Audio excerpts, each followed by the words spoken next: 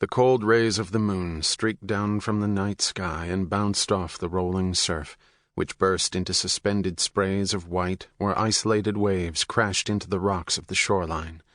The stretch of beach between the towering boulders of the Costa Brava was the execution ground. It had to be. May God damn this goddamned world. It had to be. He could see her now, and hear her through the sounds of the sea and the breaking surf. She was running wildly, screaming hysterically. Probo Hajivia, proch! Sotto delage, prestan, proch, proch!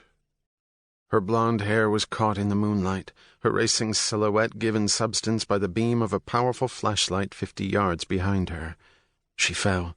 The gap closed, and a staccato burst of gunfire abruptly, insolently split the night air, bullets exploding the sand and the wild grass all around her. She would be dead in a matter of seconds. His love would be gone. They were high on the hill overlooking the Moldau, the boats on the river ploughing the waters north and south, their wakes furrows.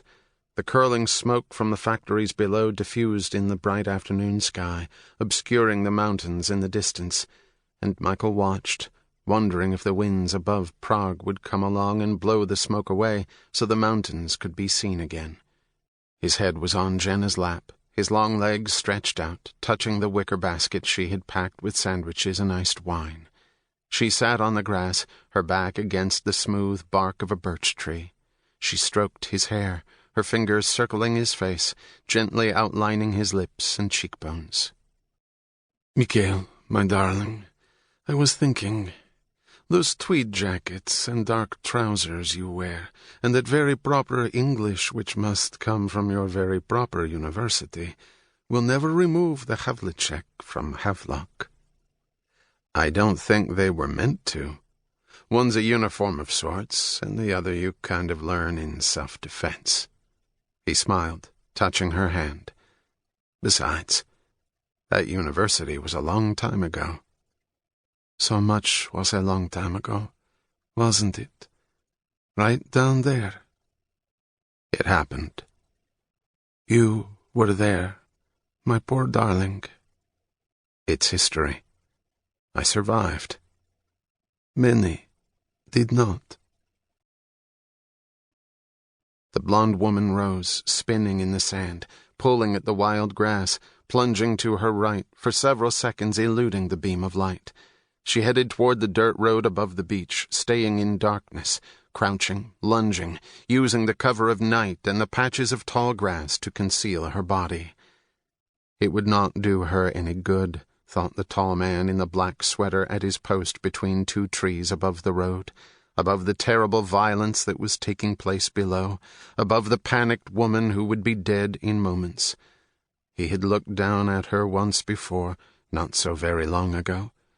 She had not been panicked then. She had been magnificent.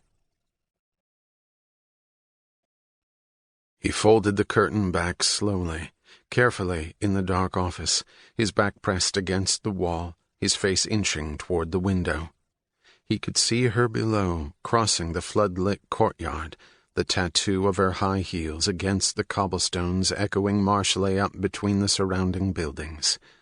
The guards were recessed in shadows, outlines of sullen marionettes in their Soviet-style uniforms, heads turned, signifying appreciative glances directed at the figure striding confidently toward the iron gate in the center of the iron fence, enclosing the stone compound that was the core of Prague's secret police.